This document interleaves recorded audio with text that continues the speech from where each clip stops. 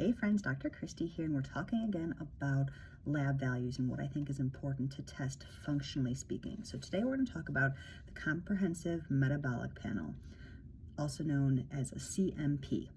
Frequently, many doctors will just try to run a basic metabolic panel, a BMP, which, as evidenced by the name, is not comprehensive enough. What you get in a CMP, and I'm going to read this straight from a lab test I've got sitting in front of me here. We do fasting glucose, again, done typically fasting, but sometimes if you're not fasting, it just has different parameters for what you're looking for. But glucose, urea nitrogen, also known as BUN, creatinine, eGFR, that's a kidney marker, I'll go through all these in a minute, BUN to creatinine ratio, sodium, potassium, chloride, carbon dioxide, calcium, total protein, albumin and globulin, albumin-globulin ratio, bilirubin, alkaline phosphatase, AST, and ALT. That's a comprehensive metabolic panel. The basic does not have those liver enzymes. It does not have the breakdown of protein. So these are critical markers. When I'm looking at fasting glucose, obviously I'm looking for blood sugar regulation. Creatinine, eGFR, that's estimated glomerular, I can't say this right now, glomerular filtration rate. This is a kidney function marker, as is the BUN, the creatinine, and that eGFR, and the ratio of the BUN to creatinine. These are all kidney markers, so if you're chronically dehydrated or if you have kidney failure disease of some kind, those numbers will give us insights into how your kidneys are functioning and how optimally they are or not working.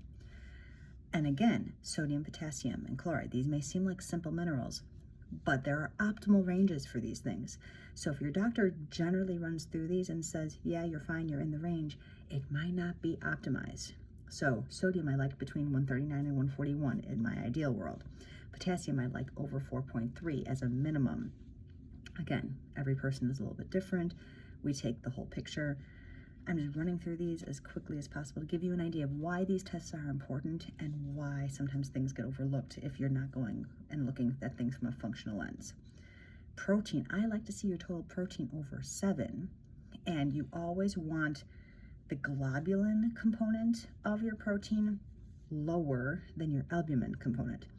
Albumin should be, the majority of or so. If the globulin part is more than 2.9, that tells us you actually have a relative protein deficiency. Even if your total protein is fine, more of your protein is being shunted towards inflammation and immune system markers as opposed to your actual immune system, your actual protein to keep your muscle balance and things of that nature.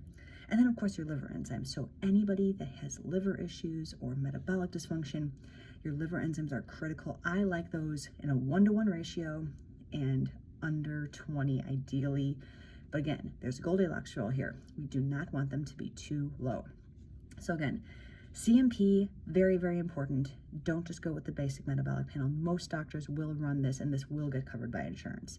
But an important one not to miss. If you've got questions, drop them below, and I'll talk to you soon. Stay tuned for tomorrow. We'll talk about the CBC.